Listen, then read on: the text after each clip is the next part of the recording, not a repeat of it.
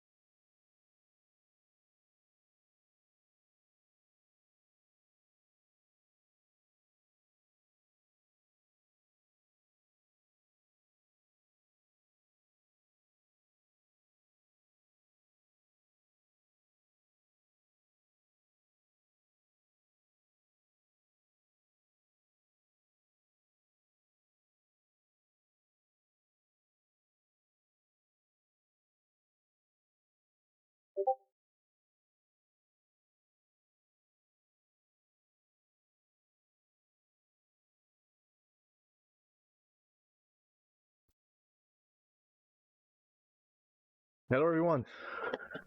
How's it going?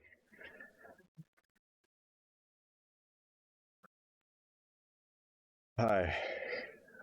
I was very nervous to get this started. All right, and we've got an okay turnout. Already more than 200 people. All right. So yes, we just announced 3 games. That's a lot of information to try and spread around. I'm expecting that there's going to be some questions. Of course, I can't give you all the details, but yeah, I just wanted to just interact with you guys, tell you what's going on, and explain what is happening and why. Not just like drop 2-3 trailers and be done with it. We've announced on Monday that Nine Dots is becoming a publisher, so that means that we will be self-publishing our own titles, but we are also working with Evercurious. And yeah, it's been a very nice adventure. They're a very competent studio. They're just starting out, and so what we did is we gave them access to the code base of Outward so that they could accelerate their own game while we're working on our own stuff internally. Meanwhile, we've also started a new development team inside of Night and Dots, and they're the ones making Lost in Prayer. Now, Lost in Prayer is a bit more niche than our 2 other titles, but do not underestimate how interesting that game can be. In short, if you've never played a true traditional roguelikes, I would understand, because usually they are super dense. You know, really complicated menus and the visuals are not always super clear. Sometimes it's assy art, but it's a genre that's really dear to my heart, and I wanted to make that kind of experience more accessible for players. We're not dumbing it down. We're just making better UX, better graphics, and some cool concepts to make sure we bring something new to the experience. So if you're really into roguelikes, that's great. You've got something that you want. If you've never been into them, if you've never tried them because they seem too dense, this might be the right project to get started with that, because like roguelites with a T are super common now. They're very popular. It's a very interesting structure, but people missed out on the origin that brought that subgenre. So yeah, I think that's going to be more compelling than what you'd expect at first. When I saw the reaction to the trailers, people were like, "Oh, it looks like an indie game." It's more than that. It's really more than that. But it doesn't show on video as well as something like dungeon crawlers and open world RPGs. Will Outward 2 have more multiplayer than just 2 players? No. We're sticking to 2 players. We want to keep the same mood. Outward 2 is about being like scared. And you will never feel scared if you're with a bunch of friends. That's just really difficult to pull off. I'm not confident we can, and we just want to make sure that we keep the same spirit. But we've got Wither Bloom that can be played with like 4 players co-op. So there's your alternative. I'm going to look at the question. Is there mounts? No, but we have the mules. So we want to make sure that traveling feels dangerous. I honestly don't know how to pull that off with mounts. It's probably possible, but it would require a very different structure, very different environments than what we wanted to make with Outward 2. But with the mules, at least there's less back and forth, because you can just store up more things with your mule and travel with them, and it just gives you that little bit more of logistical complexity but better quality of life at the same time. So let's say there's an armor set that you can't just always wear because it slows you down too much, but you could keep it on your mule and change up your equipment before going into a dungeon or something like that. Will there be fast travel? No. That's just core to the experience of Outward 2.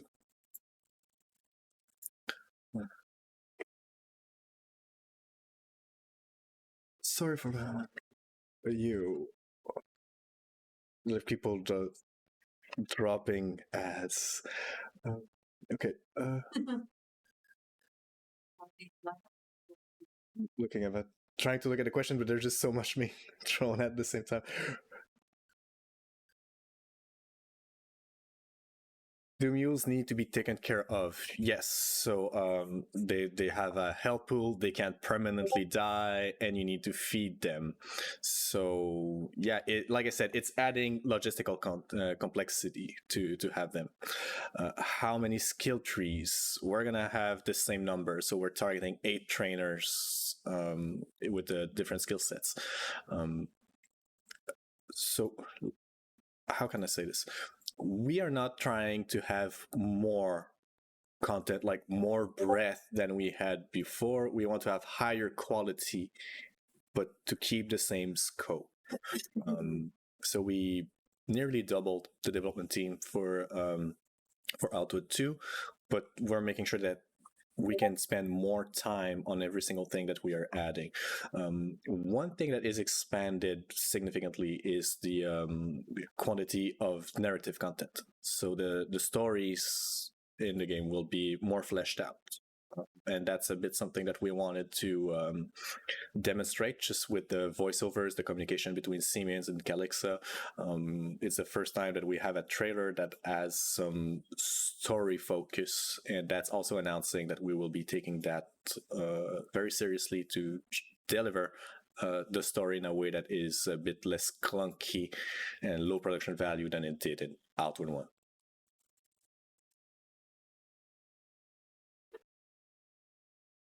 Major difference in terms of combat with Outward One. Okay, without going to too many details, we just want to make it less clunky, more responsive.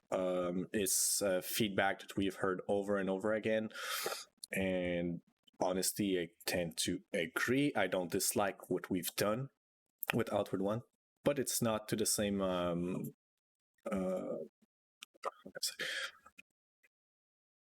Outward One was made with a lot of constraints. So we had the combat system that we could afford to make with the resources that we've had. Now that we have more resources, we can just make something that is more snappy, that is quicker, that is more responsive. Do we get to Haboob? That question over and over again. Is Haboob a thing? Yes. I'm not going to say anything else. Haboob is a thing.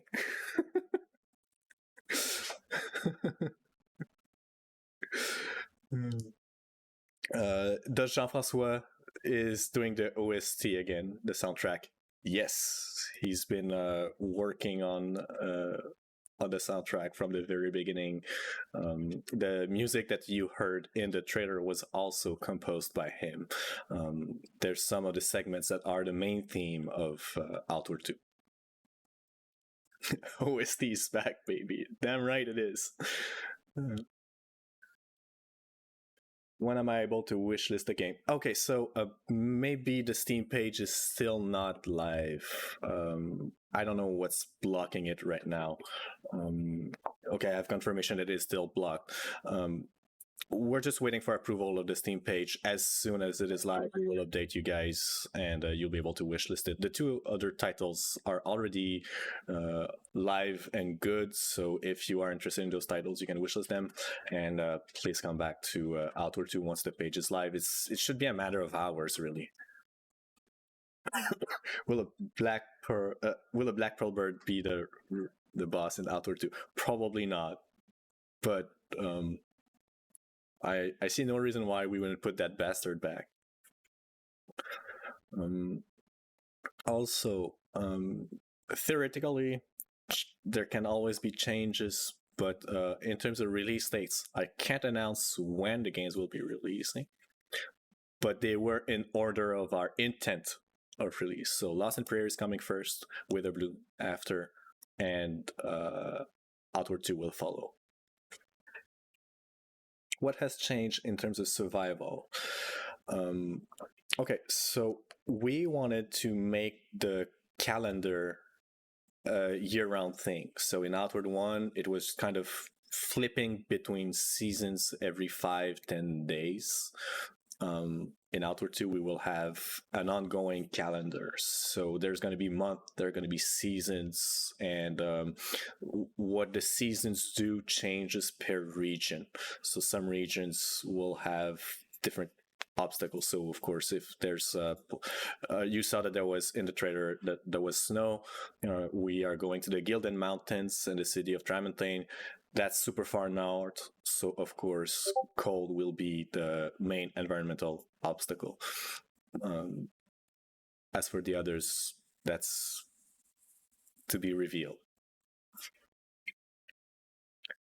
Are there any mods that you particularly liked from Outward that you've implemented in Outward 2? Good question. There will be more quick slots. So I still live by the choice of having only 8 quick slots in Outward 1, but in Outward 2 we're doing some changes to be slightly more to have more quality of life, but also we wanted to have room to change items through your quick slots as well. Usually it was just either all skills or flipping just a couple of key equipments, but that made using consumable items sometimes a bit of a bother. So we changed the control scheme, and now you will have twice as many skill slots. Well, quick slots. The windows in the office behind you are crooked. Yes. It's so annoying. Anyone with OCD is dying whenever they look at those windows. The architect doing that is a troll. I was waiting for more comments on those windows because it's awful.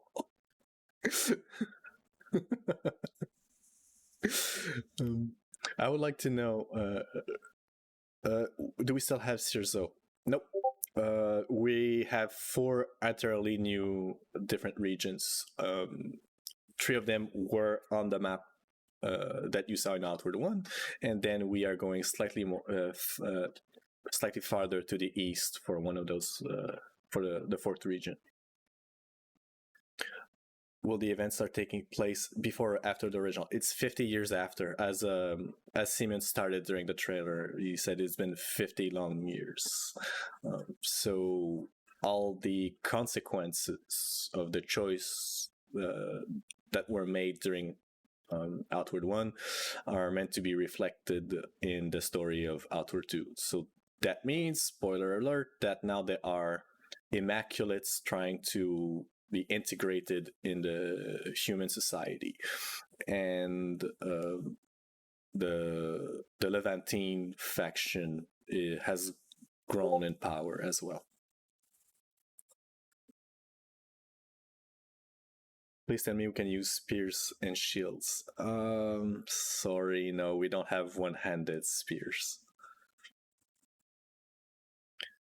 I would like to know, is there any question about the theater games, or is it just about Outward 2? I mean, I can keep going on that title.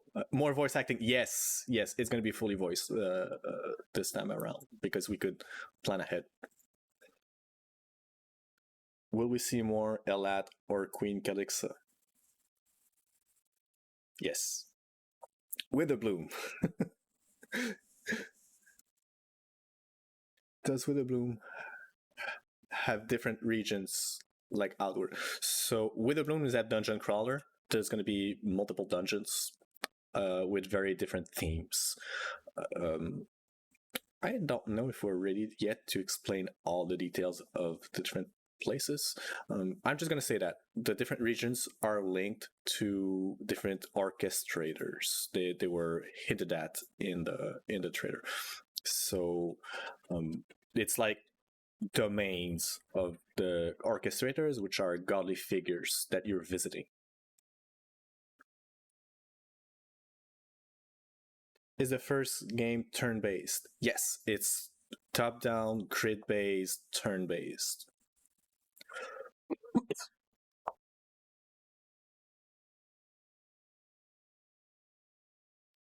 Is it going to be like Remnant 2? I think we can draw some comparisons, yes.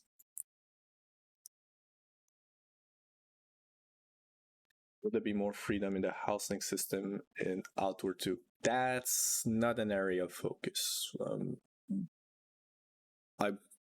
So the 4 different pillars that we wanted to improve on was better character creation, better combat, better narration, and make the world feel more alive. So I'm not saying we are doing nothing to improve other elements, but those 4 are the pillars of where we thought we could make Outward 2 more outwardy, if that makes sense.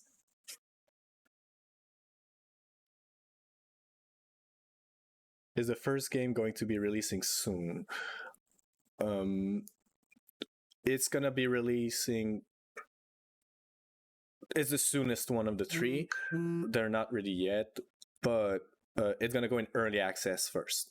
So it, just like any roguelikes, it needs to be developed with a community to really make sure that we give the audience what they prefer and how to ensure we keep them busy for a very long time. For those who are not familiar with the genre, there's like 5-6 different roguelikes that have been played over and over for 20 years. It's crazy, and we're trying to be a contender in that space.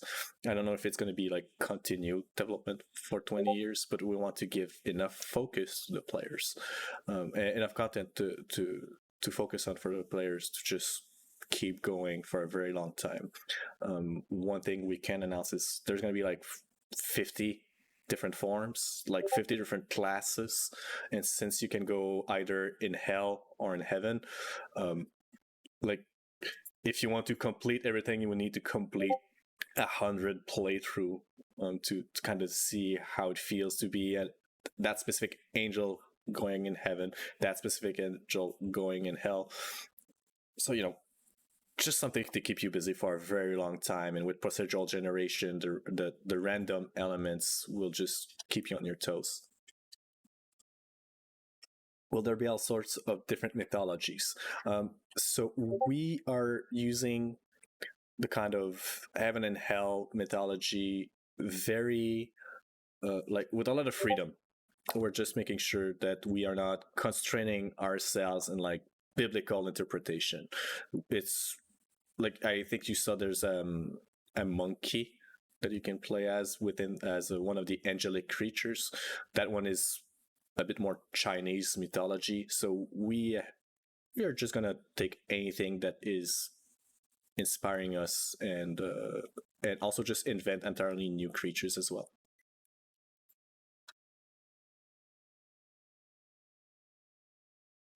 Will Outward 2 be released single player first and later add a co-op mechanic? No, it's going to be co-op from the start. Or do you mean when you start playing a game and not like... I'm not sure I understand the question. I'll answer both versions of the question. Co-op will be available from the game as soon as you buy it. You will need to start the starting scenario of a character, but someone will be able to join you right off the bat with a character that they've already created. Are all the games announced going to release within 1-3 years? I don't want to comment on that. Obviously, we don't want to just be sitting on our ass forever. We're going to need to release games just to have new revenue sources. We're a business after all. But I'm very careful to announce dates because we are vehemently against crunch. And if we announce a date too early, we are pressuring ourselves into rushing or having the very unpleasant experience of delaying after an announcement and having to explain that to our players. So it's just best to only commit to a date when we are 100% certain. And even then, we will delay if we need to, if it avoids putting too much undue pressure on the development team. Software engineer and deeply respect your decision not to commit to date. Yeah, exactly. It's important. I understand why you need to do it, especially when your company is public, just because of the shareholders having expectation and a need to understand whether they want to stick their value in you or they want to switch to a different company. We are privately owned, so we don't need to keep shareholders who are external to the company happy. We are just focusing on making the best business decisions in the long term, always. By the way, I'm so sorry if I'm not responding all the questions. I'm surprised at the level of activity. It's great. Who's the new sexy members? I can't name them all. Fun fact, when we released Outward 1, we were 10 people. Now we are 28. So yeah, naming all of them is... I mean, I could, but it would be long and I'd be totally forgetting someone and insulting them with good reason. So I'm just gonna... will it be on console? We think so. But we can't commit to a platform yet. There might be opportunities for exclusivities. We need to ensure that if we go on the platform, that we're going to have the right visibility, because it's getting harder and harder to be noticed on Xbox, on PlayStation, and on the Switch store. And new consoles might be announced before we're done with the games. So we're going to be a bit reactive, but 2 out of 3 games are obviously meant to be played with a controller first. So being on console kind of makes sense in terms of the expected experience for a good portion of our audience. So yeah.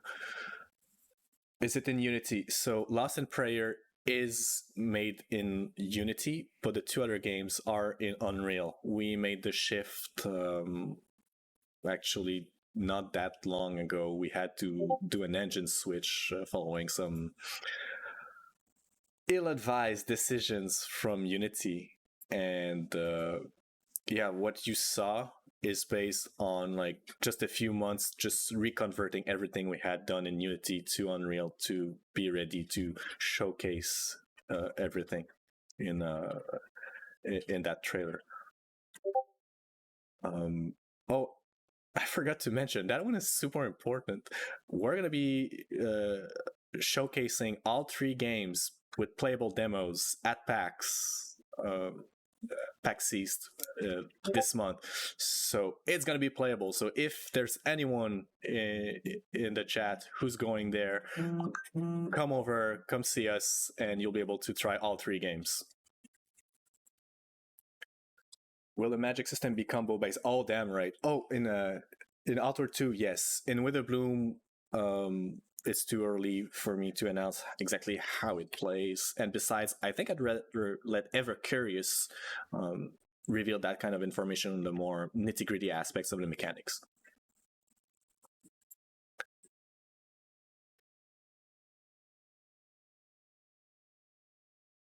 Il y a eu plusieurs questions de Sinfonia. There were some questions about Lost in Prayer that I apparently skipped. And I also see there's more and more questions that we've already answered. So I'm going to ask something for the people in the chat. If you see questions that have been already answered, I will try not to repeat them. But if you could answer the people in the chat, it'd be great. Thank you in advance. Get a fact together. Yeah, we'll have to do that. I would like to know, like, show of hand in the chat, who here is a fan of roguelikes in general?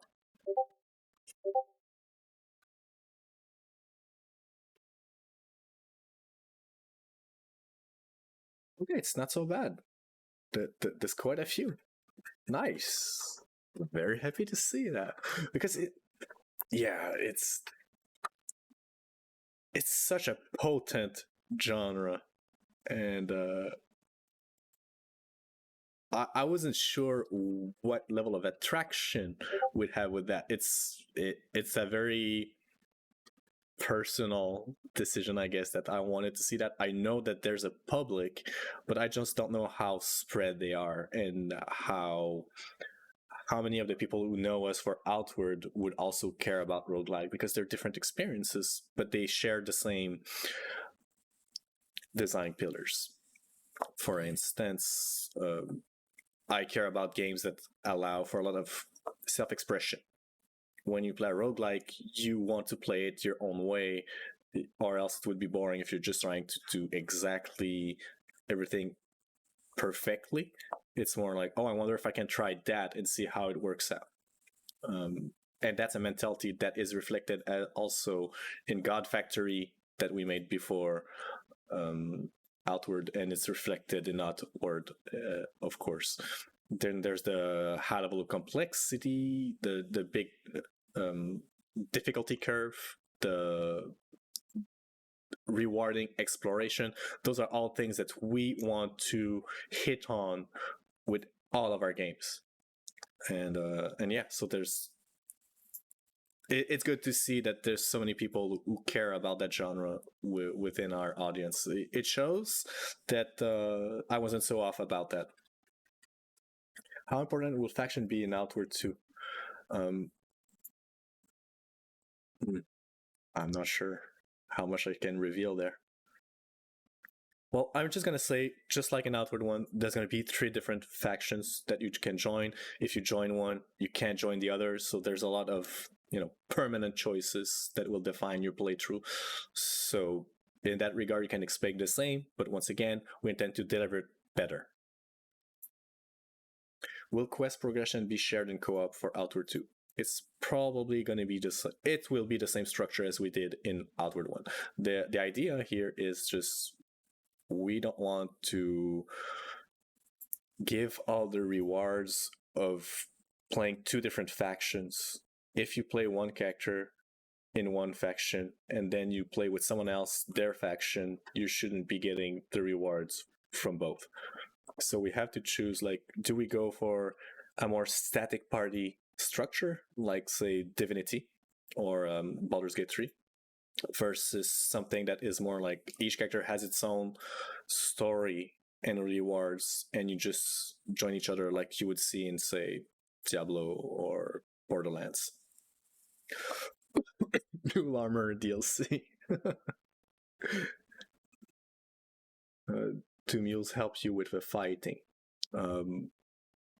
Very scarcely. It's more like they're gonna defend themselves, but they won't be aggressively helping you in fights. Because you don't want that. You don't want your external backpack to die on you because they're too aggressive. How many farms will be in Lost in Prayer? So we're targeting 50,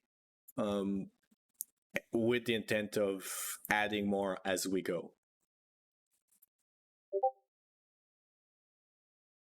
Will Outer 2 have the same way of getting skills? Yeah, you go to trainers and you have to pay them to learn how to do stuff.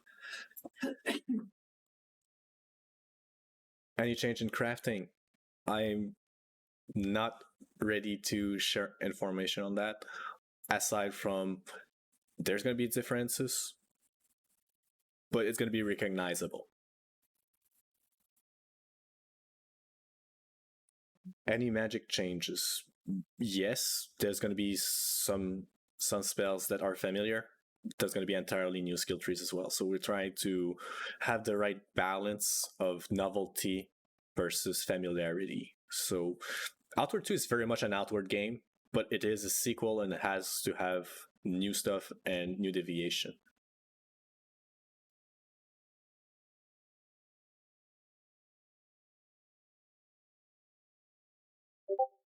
Witherbloom, does your equipment make you class? Okay, so that's really, really cool. In Witherbloom, you choose two classes, so it's not like in Outward where you start with nothing and then you find out the skills that you want. At character creation, you choose two classes. There are 4 survival classes and 4 combat classes, and you choose one of each to make your combos. So that's like 16 different combinations of dual classes. And I really like that idea of, say, okay, so that survival class is maybe better at cooking, while that other one is better at scouting, and you're going to need to form a party where you don't have too many holes. So, and that's true both for combat and for survival. The division of roles and how they're going to mix and match is very intriguing, and I can't wait to play that myself. Will there be a musket in Outward 2? Nah. Well, it's not planned, but it's not planned to never do it. But yeah, official mod support.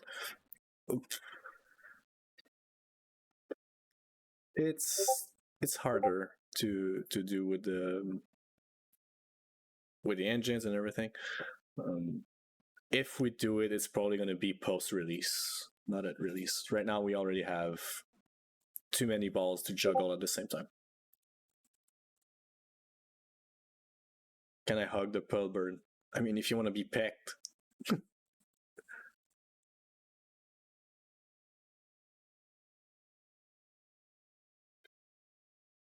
Please support Japanese from the launch of Outward 2. That's the plan. Yep.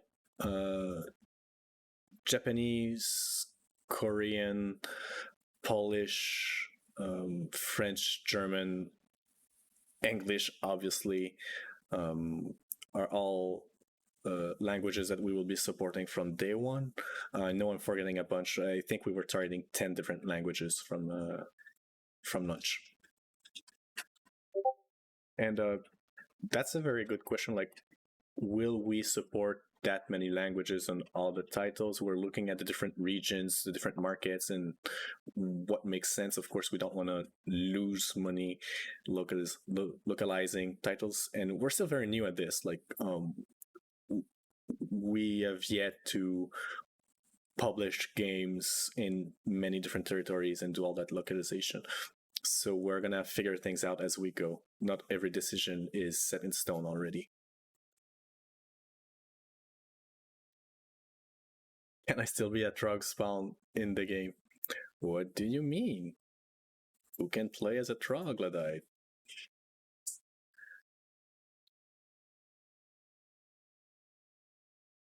Will the demos from PAX be available on any platforms or only at PAX?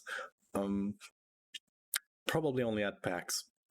So there are demos that we can just, put on Steam Fest, and that's great. But to reach that quality level, you need to spend more time. Right now, the demos we'll have at PAX have tons of stuff missing, but we can contextualize it because we will have staff at the booth explaining why things are the way they are. But if we distribute it like wide in the open, it could be misinterpreted and people could think that the game is going to be lower quality than what it's going to be at launch. So I think the right kind of demo is what we call a vertical slice, where you have the final intent attained for like a small portion of the experience. That's not what we're doing. We are just showcasing where we are at and demonstrating some of the design goals that we've hit. But like, for instance, the UI for Lost in Prayer will definitely not be final on the demo that's going to be on the PAX floor. PAX is amazing because the people there, they appreciate the more grassroots efforts and to have access to that transparency of games being like still in progress. And of course, there are a lot of players who are like that also online, but we have less control with the kind of public that we're serving, and we just don't want to send the wrong message. So we have to kind of keep our cards closer to our chest in general than we do on show floors. Is split screen still supported? Damn right it is.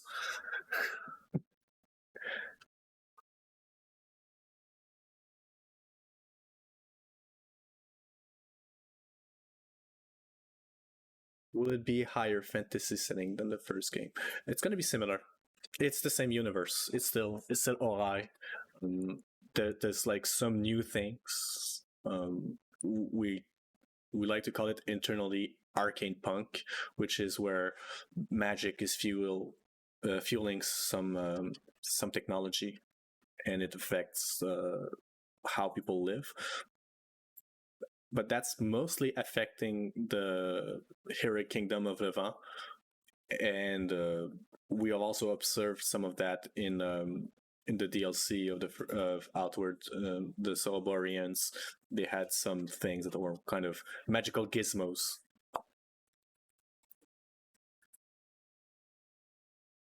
Map size will remain the same, or they'll be bigger, more populated. So the map size will be about the same, but it will be more populated. And I think you could see in the trailers that just visually it's less empty. We might have during development to scale back, say, vegetation density or stuff like that. But yeah, there's gonna be definitely more stuff in a map than we had in Outward One.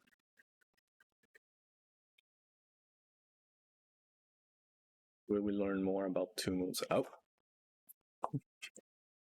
Anything story I'm not revealing aside from it's happening 50 years later.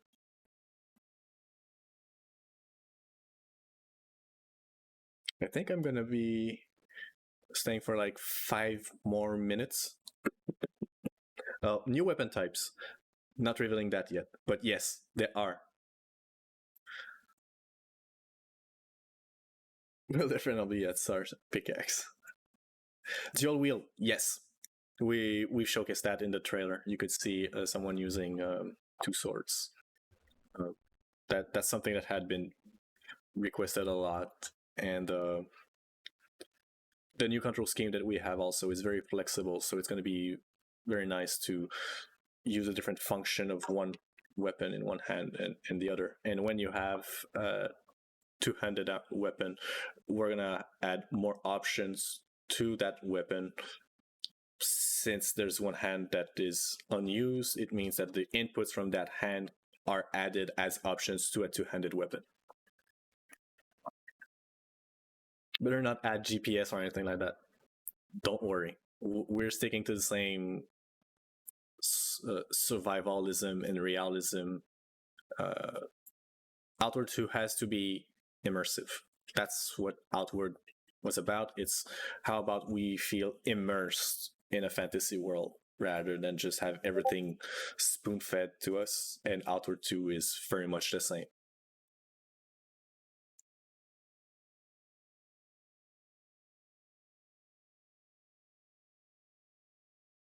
Would you be interested in doing an Outward spin-off like a nation builder? That's a good question. In general, I feel that it's very scary to spread an IP too thin. And the offshoots, there are exceptions, but the offshoots tend to not do so well because they disappoint the audience that just want more of the same.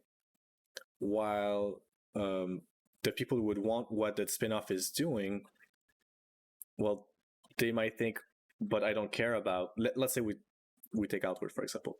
They might say, I don't care about Outward, I don't know that world, so they're not going to play the spin-off, even though mechanically it would speak to them. And the reverse happens. So I'd rather do a nation building game and keep Ori as a world for the survival RPG that is Outward. I think it makes more sense. It's not a definitive answer, but it's my inclination in how I choose which projects to greenlight. Are there improvements to the feel of combat? Oh, definitely.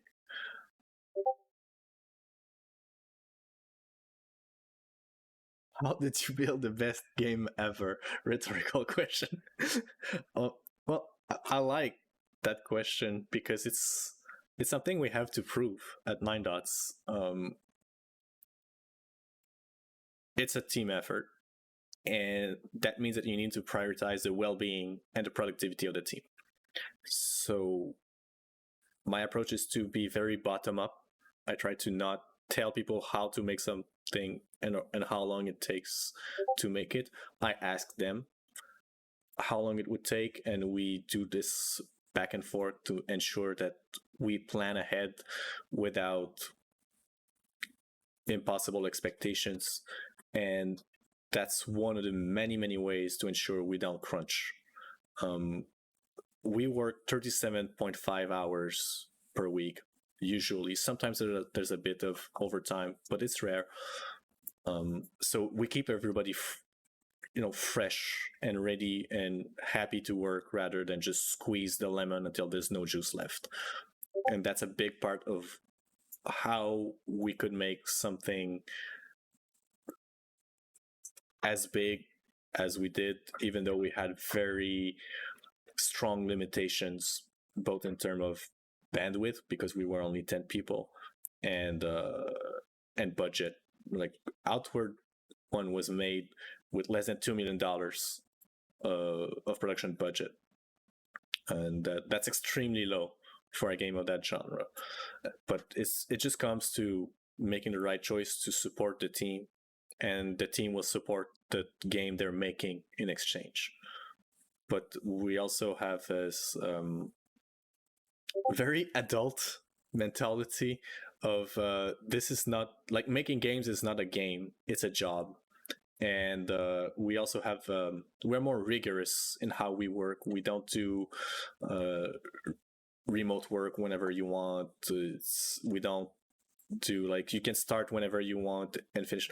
No, the whole team is there from between 8 and 8:30 in the morning, and we're all working together in the same rooms, and we can have those spontaneous conversation about work. So there's synchronicity. So it's really it's a complex question. How did we make this game? But it's one that I'm very passionate about.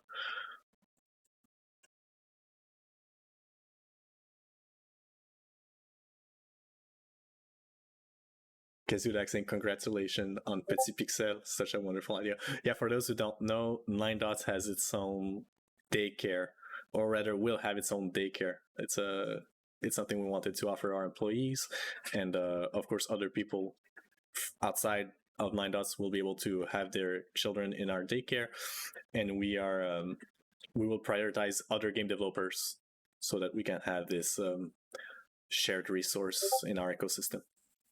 All right. I've been talking for a while, and now I need to see how are the reactions online on other platforms. Thank you very much, everyone, for being there. It's quite appreciated. And stay tuned. We'll have more to reveal as we go. Bye-bye.